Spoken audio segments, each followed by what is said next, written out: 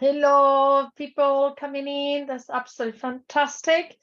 Amazing that you're in when it's so late in the night and after a big teaching day. Can you just say in the chat what is your name, where you're in, okay, where do you come from? That would be absolutely fantastic to hear from you.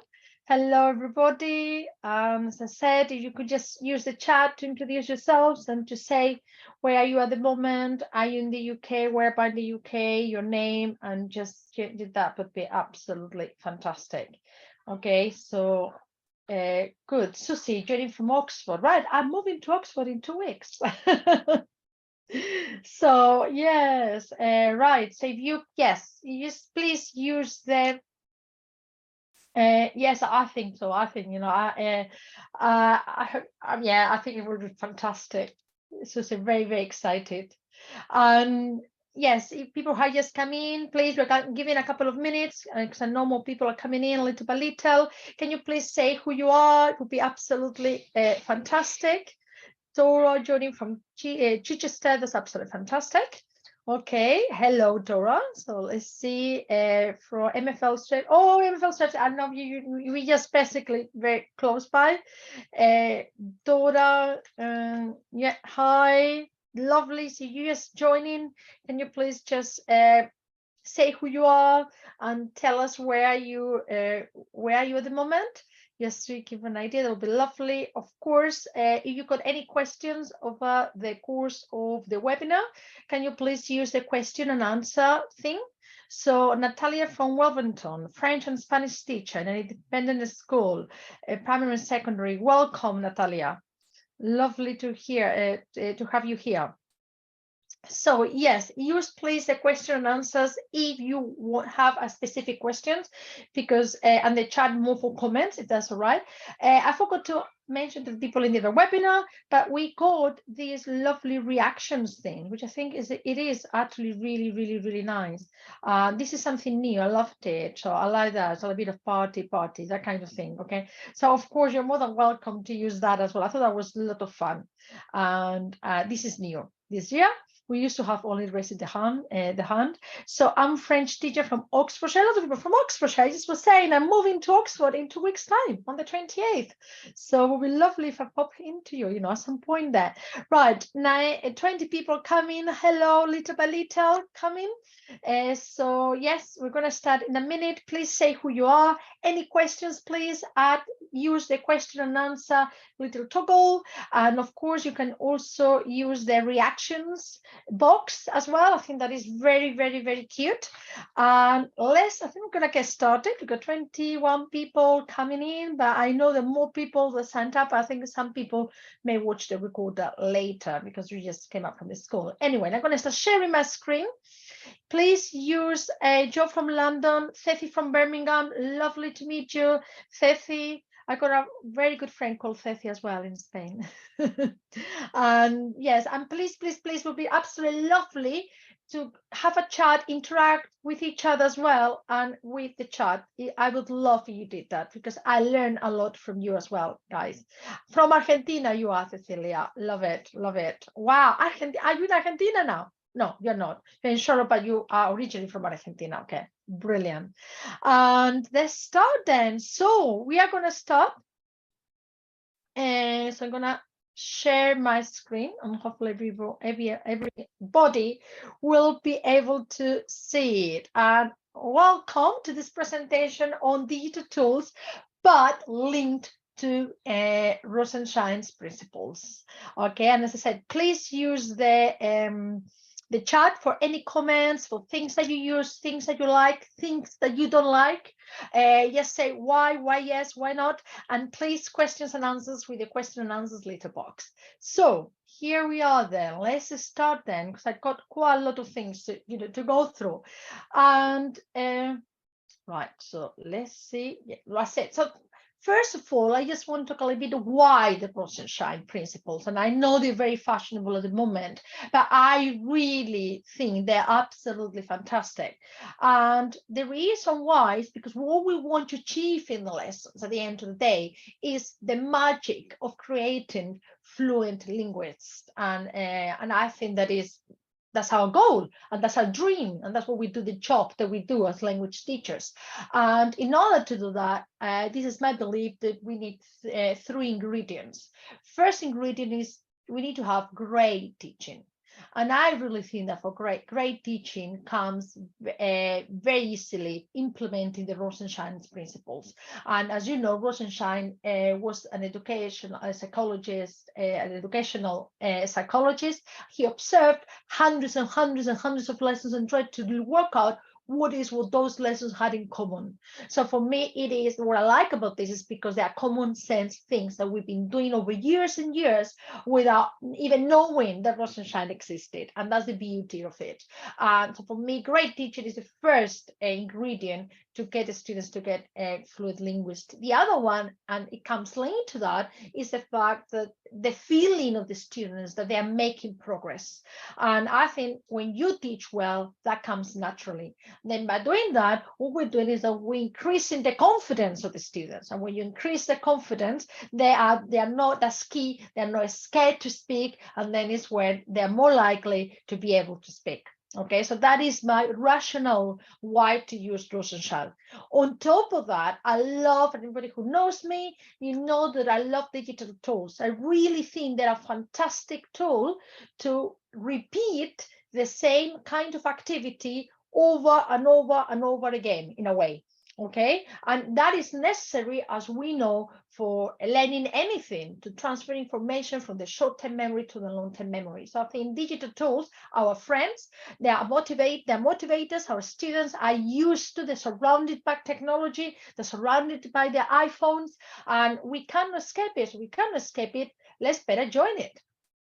And I'm going to show you today some tricks and some of my best tools that we can use in digital, from a digital point of view, implementing Rosenshine. So everything is going to be super, super practical.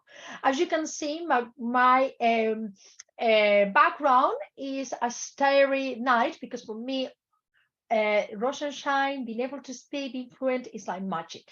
And that's what the element I want to get into your heads. So I'm going to talk especially about 5 different principles rather than the 9 of them. Modeling, so tools to model through digital tools, tools for structured or scaffolded practice, tools for checking for understanding, tools for retrieval practice, and tools to plan fluency and to practice fluency in the students. So we're going to start with modeling ones. And these are, I know there are more, but these are my 4 favorite ones that I really, really, really love. First of all, I just want to show you, this little video. I think, what do you think of that? Conocí a mi novio el año pasado cuando estaba de vacaciones en España. Ese día estaba muy contenta porque había ganado una competición de... You get the idea with it. So basically, I love this. This is modeling. One of the first things that we do at the beginning, okay, when we teach a lesson, is that we model the language, and we do a lot of listening activities. And instead of using the exercise book listeners, which you still can use, and I still use, I also use, okay, my own avatar talking like that. So this is me with a Disney filter using a Snapchat. Okay, so I think this is a fantastic way that you've got if you want to make listening a little bit more fun. And once you show it, you're allowed to talk for 1 minute with a Snapchat, and then I created an account just to use these videos. Then you can download it into your camera roll with your phone. And from your camera roll, you can send it to yourself and use it as you want to. It will be an MP4 file. What I do is I upload it into my YouTube because it's easy. And once you got it, you can do listening like you would do with anything else, but a very personalized listening. And a listening, I can speak faster, I can speak slower as I want to. If you go here, because you will have this presentation at the end. And here you've got a tutorial on how to do that. So there is a 5-minute tutorial on how to create a cartoon, Disney cartoon filter using Snapchat. As I said, you just need an account with the Snapchat that, to be honest, I ignored it for anything else, and I only use for this. A similar idea for modeling, speaking Bitmojis, and this is something I started using during lockdown, but this is the new kit on the block. Now I don't use Speak Bitmojis anymore. I use my avatars, but Snapchat avatars. But you don't want to use Snapchat avatars. Speaking Bitmojis will do the same thing. So you can have a Bitmoji, and and you can make it talk. And here you got a tutorial from Jodelle explaining to you how to do that using PhotoSpeak or ChatterPix, whatever. There are two different ways of doing that, and I love it because one or the other. Once you create it, you can do listenings in the classroom, you can do fill in the gaps, you can do translation, you can do whatever you would do with a normal audio file. And if you upload both of them into the YouTube channel, then what you can do is you can add it to other tools, to other applications, like for example forms. So you may want to have a listening, for example, where you got your different Bitmojis, for example, speaking. Okay, and then you got questions on that. So once you got it, you can use it in the classroom, but then you can also use it in other platforms. So it allows you, just for 1 minute, recording allows you to create it and to use it in different forms. And I think that's amazing for this, as something that a technology allows you, which I was talking at the beginning, how you can do the same thing over and over again in different ways. Another tool that you can use for modeling, which I think is really good, is your screencasting. And this is something that we were using during lockdown, that we were recording our lessons, and that was brilliant. And that was a silver lining. And what we started doing is we started keep using those videos, in the sense that while we're videos, we can create new ones. And for that, what I use is Loom. I do, if you see my my little browser, okay, on the top, I've got it here as an extension. So this is my Loom browser, and then I can create my video. So it's just going really, really slowly. So you can, you got my videos there that I still can create, and the students can then carry on and do different activities like we used to do for reinforcement. So the idea here is that you got video, and then you do activities, and this is great for homework. And I think this is absolutely fantastic, something that definitely I hadn't contemplated before the lockdown, and is how we can take the listening dimension and the speaking dimension to lessons outside the classroom. The other one where I think is absolutely brilliant is a ScreenPal. So I need to show you this one there. So this is a video on how to do it from Jerome. I had Jerome Knox is in his YouTube video, and I'll show you in a minute what I mean by a ScreenPal. So here you will have the tutorial. Now, what ScreenPal does is the following. You need to download it. Okay, so you get the extension there. So this is my little extension from ScreenPal. Okay, so I got it there. All right, it's an extension. It is the same as a Screencastify. Okay, but you download it. What is there? You sign in, and allows you to create things like that. So for example, you can create a wheel of names. The wheel of names will have like a little URL. And you scroll over. This is me speaking in a video. Antes tenía el pelo largo, pero ahora tengo el pelo corto y rizado. So the way I use this is to do like very little listenings with my students, especially low ability students that got issues with high impact expressions. Like for example, antes tenía, pero ahora tengo, present and past. And the very short sentences I recorded myself using ScreenPal. And what happens is, once you download it, so you go there, you create, another one. Once you got that little thing in there, this is what will happen. If I go to Wheel of Names, here, this is how I created the box then, and I created another one just to show you just beforehand. Automatically, I get this little point there. You see, you also get it in other apps that basically ScreenPal is compatible with, like for example, Gmail as well, or any email actually, not just with Microsoft it will work as well. So what I do, in order to have that little dot, you need to have this in here. Okay, let's make it clear. So you do that by getting into your extensions, and what you do is that you open it, And then in here, at the moment it's not going to work because I've only got one screen and my camera is being used for this webinar. So that's why it's not working.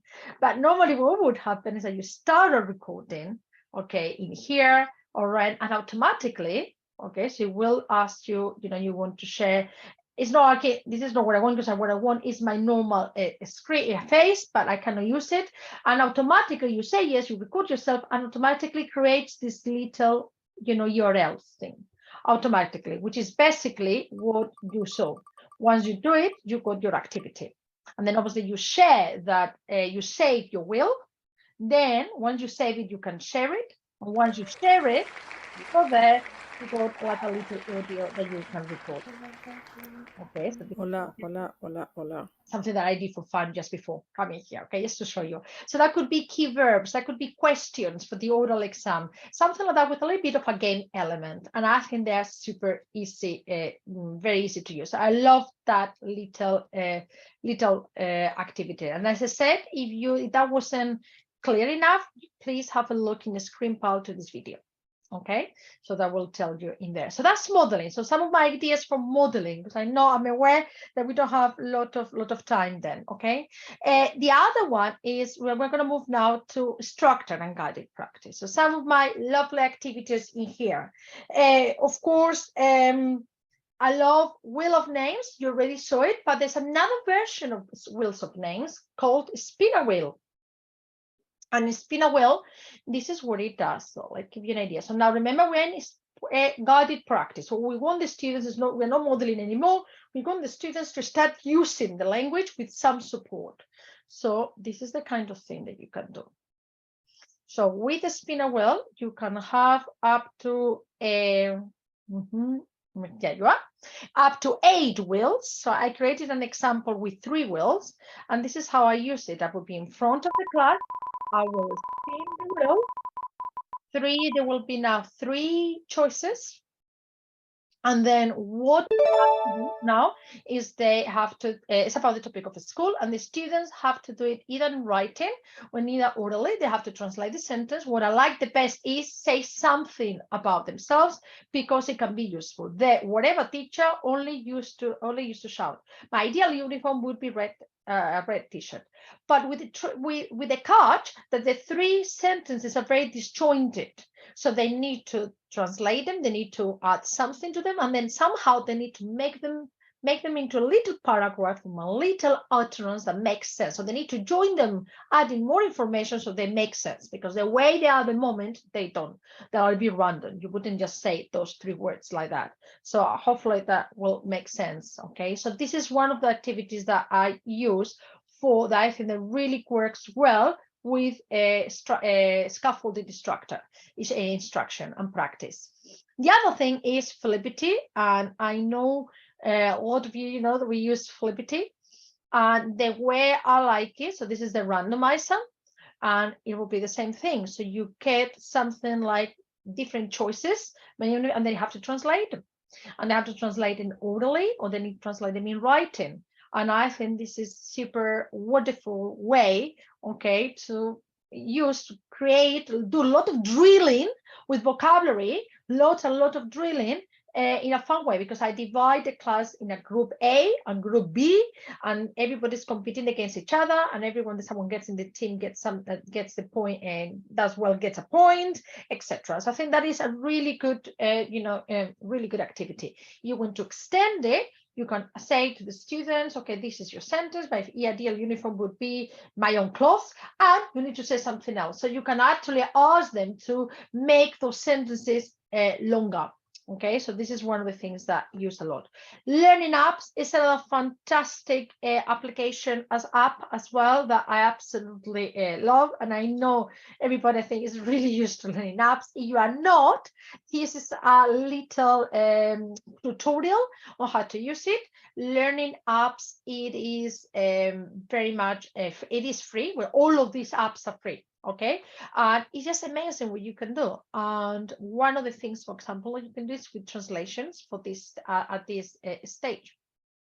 Very easy. So this is translations, the students get it in there. Okay, can you see what I mean about the screen pal? Because I have a screen pal, it means that I could now record myself. It's not going to work, obviously, because I'm using the camera, and I could give this answer as an URL. Okay, so this is what I mean about that. It is available with ScreenPal. It's integrated in many different apps. Obviously, it's not the purpose of this activity. So the students are like, they just put translate this. They get if it's right, it's wrong. They love it, because the whole point of this, I could give them this in a piece of paper with a worksheet. But what is nice about these technology things is that I still do the worksheet, but this is another different way of doing the same thing. And I give them sometimes, and I say who can see people, who can be people in the team who can finish earlier, and all becomes part of a little bit of a competition. Of course, in guided practice, we do a lot of digital board games, and with you're going to have digital games rather than the traditional games. Please use Genially. And here again, you've got another tutorial on how to do that. So I'm going to give you a few examples of Genially. One of them is Connect4. All these templates are part of Genially for free when you just join in.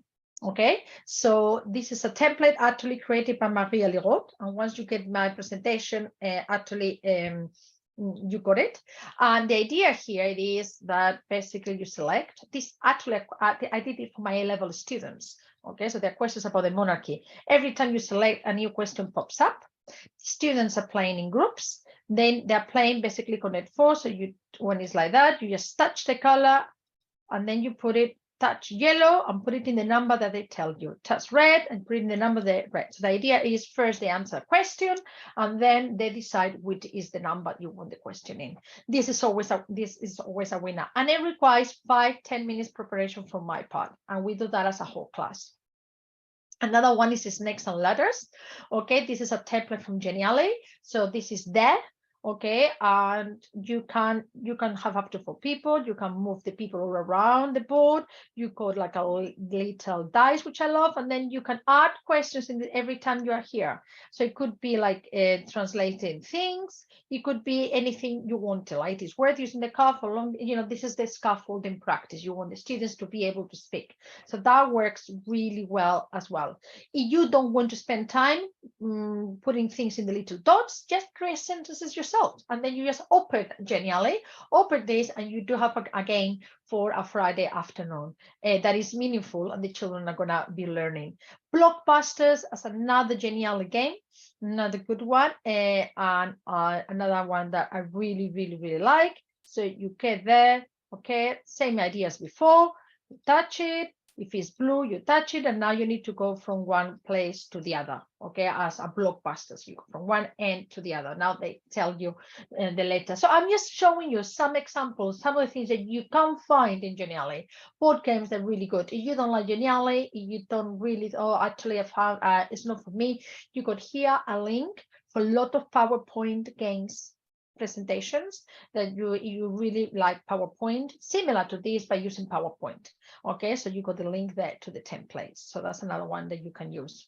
So some of the things that I use in scaffolded practice. So we've done the board games with Genial, with the learning apps, and another one that I think is fantastic is Google Earth.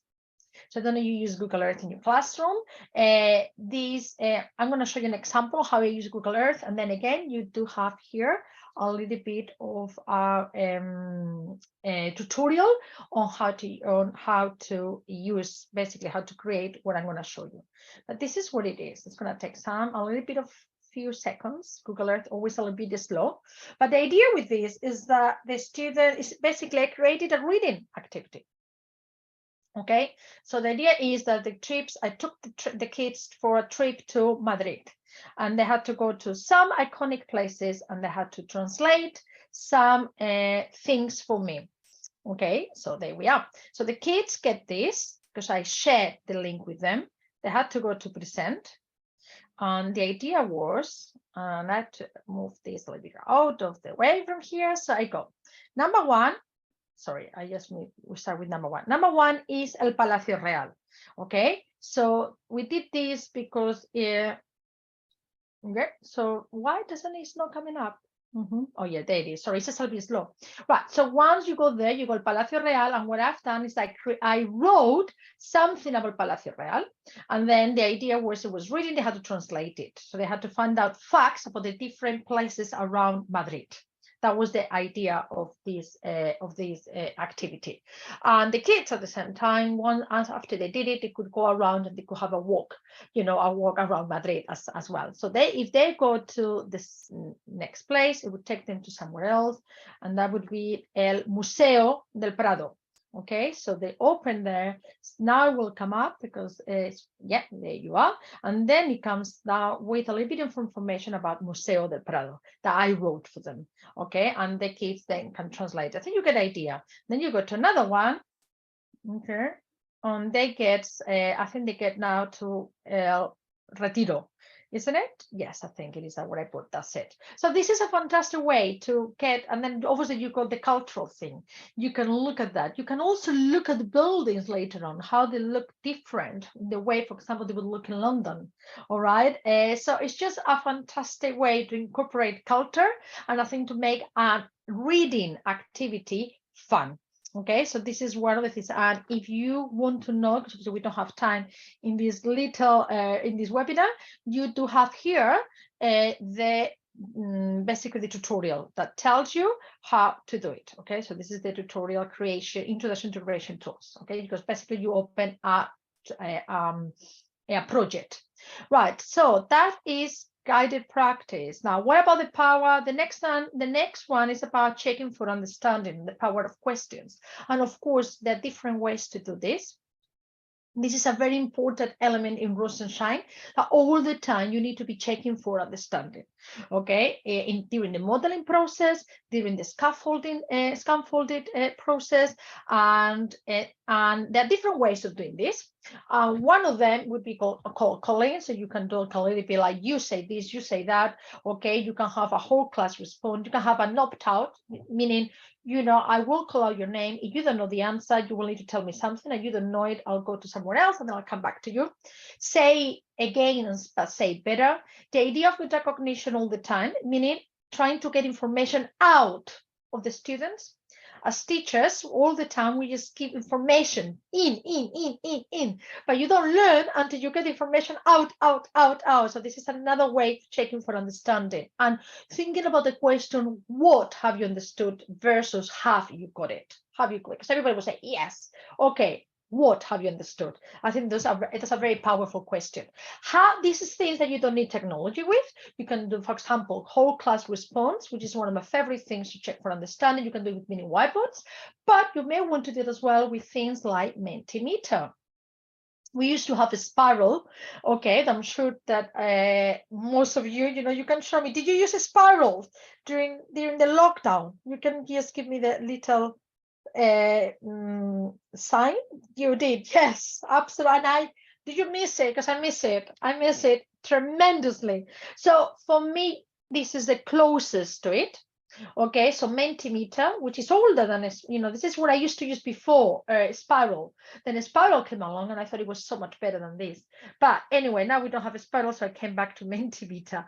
And this is basically what it does. It's basically I will be asking the students questions, and the students will join with their phones to menti.com, and they will use that code, okay, and they will ask for questions there, and then I may ask them to translate things. So this is a little bit like mini whiteboard thing, but all the answers will come up there. And the same with a spiral. The idea here is that you can see everybody's answers, so you can see basically what is right, what is wrong. You can have question, a little bit of a conversation about the answers, how we could have made this answer right, what is wrong, what is the verb, you think this is correct. You can do reading from the answers, all the kind of things. It's not as good as a spiral, I'm afraid, because the spiral, they used to have 2 or 3 sentences were the same. They used to be color coded. It doesn't do anything like that. But I think it is still very good. And although I like my mini whiteboards, every so often, especially with my older students, I do things like this as well. I'm a year 11, for example, and it's just like translation. Sometimes give me words, vocabulary, the same kind of thing that I would use that I used to do with the spiral, okay, during lockdown. Okay, so that is the thing in there. Right, so this is one the things there. Right, so we carry on. So as I said, I'm just doing a little bit of my favorite ones. The other one is retrieval practice. Now, obviously, this is another Rosenshine principle, the idea that every time, in order for the students to learn, we need to be practicing and retrieving the information. It's what I said before about out formation instead of information. How can we do that with digital tools? With a lot of tools that you can use for that. Of course, Flippity, learning apps, the wheel of names, Tasman, all these things that and some of the ones I showed you, they work as well for retrieval practice as well. So they are good for scaffolding production, but they're also good as well to check if the kids are good at it. Now, as well, what I like as well is some lovely quizzes there. I am sure, I'm assuming everybody knows Quizlet. I had to include it. Okay. I don't know if you use quizzes, because quizzes is really interesting quiz tool for retrieval practice. I'm going to show you some of the things that you can do with quizzes. For example, you create a quiz and you can include audio, which I think is very interesting, that you share the link with your students. Okay, so your students will get something like that, and they get like an individual game. All right, they if you do it, you share it individually. You don't need to start like everybody to start. They can start like I'm doing now on their own.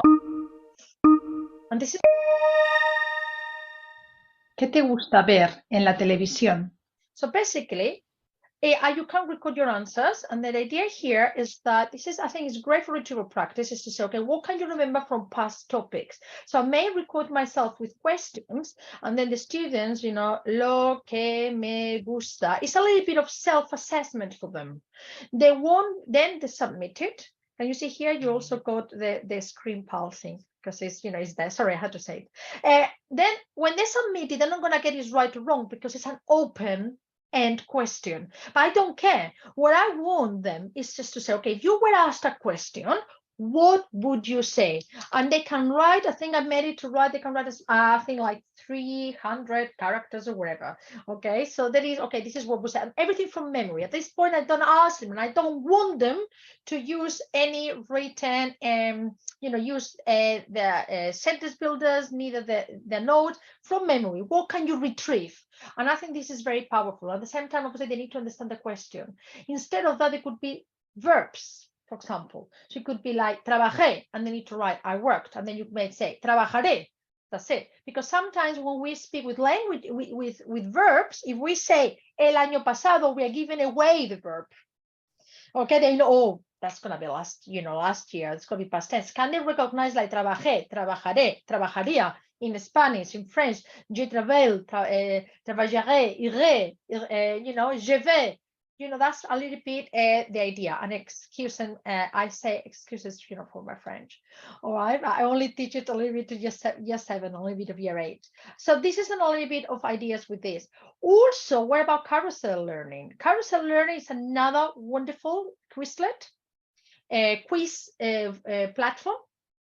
You create quizzes, Quizlet, or quiz things like that. So I'm going to imagine I am Helen Myers, just because I created like a element in the fictitious classroom.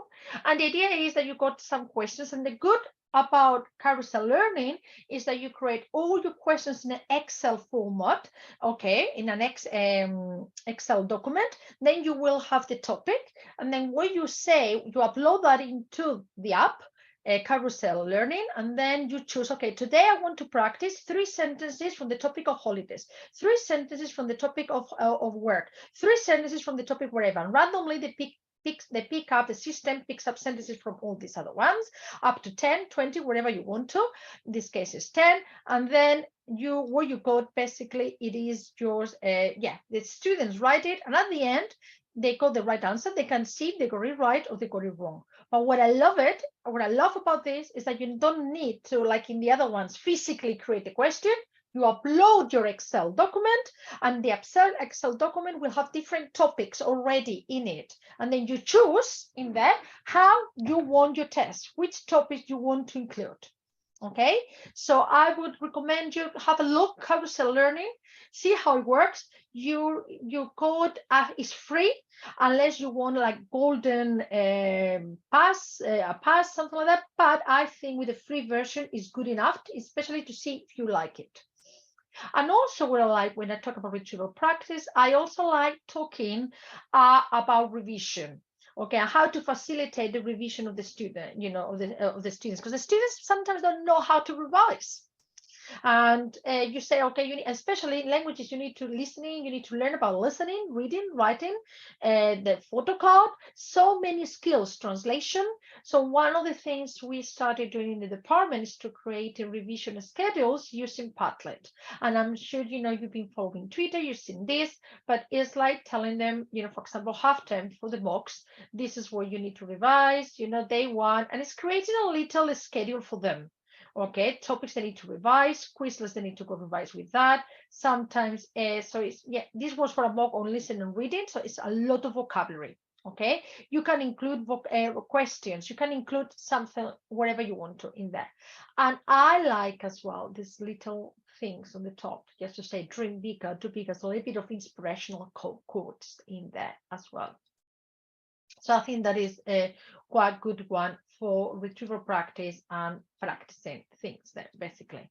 We take us to basically to fluency. Okay, so fluency is the mastery, is what Rosenshine calls mastery of concepts. So basically, you start little by little taking the scaffolds away from the children, and you want the student to start be able to start using the language. Okay, how can digital tools support you through that? Okay, so you don't use all the time. Different ways for fluency as well. The important thing as well is they need to do things under time constriction. So something that you need to train the students for, really. Flippity again, but now the random picker, I find that is really, really good. So this is something basically some words that come up, and then I give them time, and then they either writing orderly, they need to say a sentence using that. So it's just matar el rato. Usaré, I will use, it helps me too. There is risk of, and create a sentence. And then, and this is the time restriction. That's how you make the fluency and make them good with fluency. You give them like 10 seconds, 20 seconds, and they have to then you start again. Okay, and another one. And what I love about this, you can do groups of two. So now you need to create a sentence using these two words, then another sentence using these two words, and you go 30 seconds to do so. Okay, so that is a quite good one. You want to make it more difficult? Groups of three. A little paragraph using this, and then you got up to 8. Well, this one only got 1, but up to 7 different paragraphs that you can actually use, and you can use this in mini whiteboards or in their books. Okay, they can also be done orally. Groups of 4. Okay, so a paragraph, and you got now 1 minute to write it. What would you write? So this is to practice the skill of making something up on the spot, okay, under time constrictions. It's not about you got all the time in the world. No, you need to do it in that particular time. Of course, Padlet again comes here, but now like written and creative tasks. And I think they can be really, like, for example, every so often. This is something we do with the year 9. It's not a project, it's just like we said, write and practice. And I said, okay, guys, without anything we've been learning throughout the year, you go without looking at anything from the top of your head. What can you remember? What can you say? And they talk about different. They could choose a topic.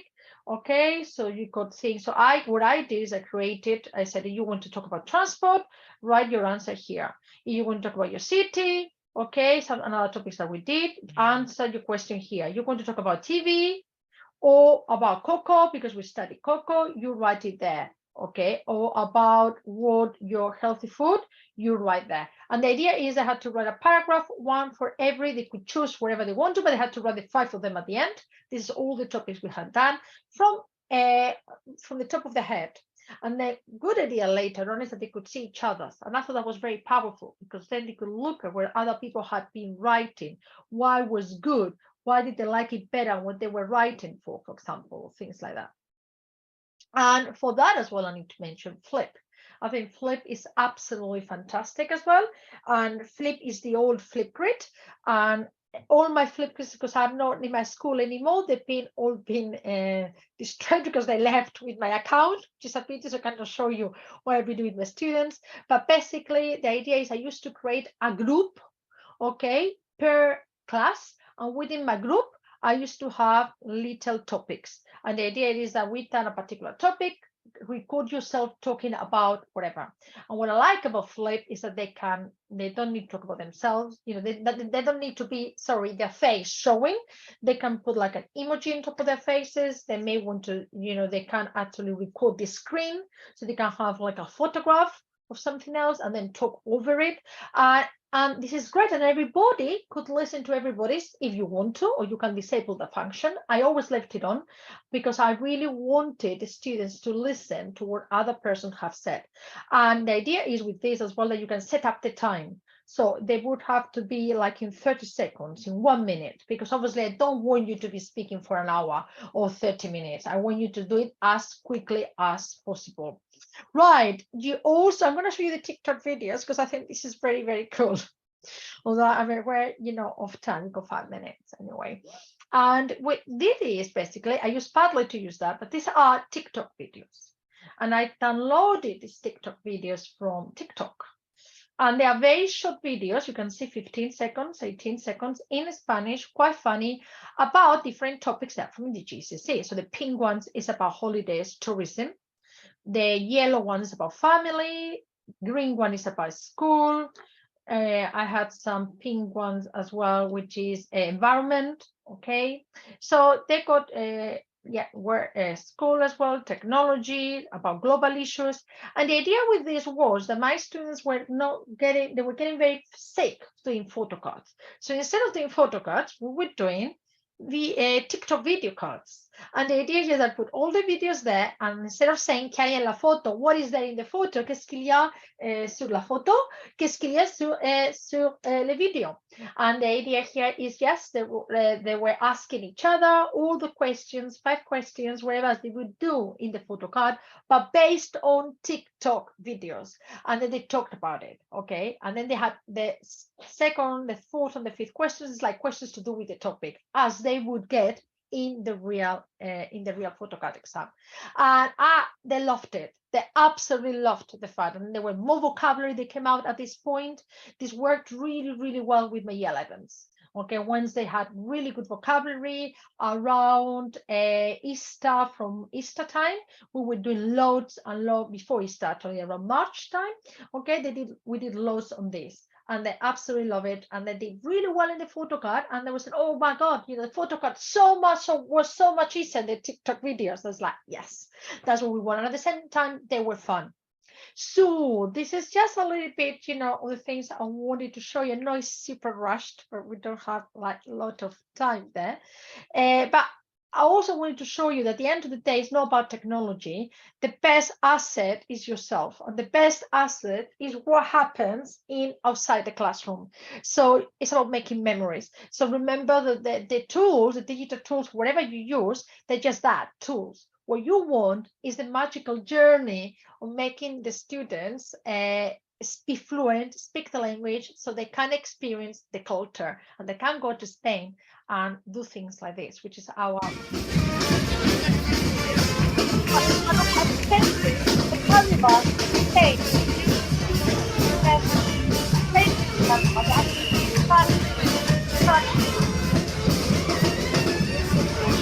I always like that with that. Okay, so just put things into perspective. You are, digital tools, they are not the answer. They are just that, as a little bit of a tool, only. And if you want this presentation, you can scan the QR code in there, and you can have it with all the different how can I say, with all the different tutorials that are in there. And of course, you can find me as well in social media and Twitter, Botones Salgado. This is my blog as well, and I'm more than happy to answer any questions at the time there. Right, I cannot see any questions and answers there. Okay, so right, so we do have, is that no questions, answers? Any questions anyone Okay, where are the notes? The notes are there. Okay. Okay, that's fine. Any questions, any answers, guys? Okay. Oh, what do you know about typing accents? That is, yes, that is basically things are the codes to that I know it by heart for Spanish. Definitely. So you quick Google it, you know, for the different accents. But basically, in all these apps, accents work. So whatever accents you would have in your normal Word document, they would work here as well.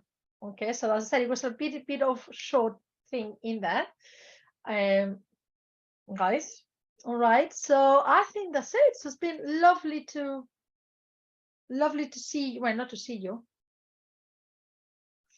Okay. Oh, thank you, Cecilia. That's lovely. Right. And as I said, if you got any questions, you can, yeah, you can answer here or ask here or oh, thank you, Rebecca. I think you must know everything from me, Rebecca. I'm learning from you all the time. Okay, you're absolutely fantastic, Rebecca. Okay.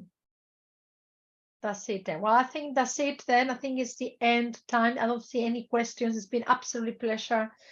I can see one new relation. Okay, yes, that's it. Nothing, no questions there, which is great. And it's lovely to see you guys.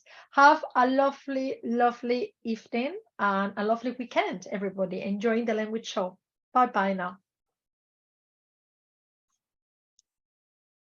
I need to show a reaction. Party.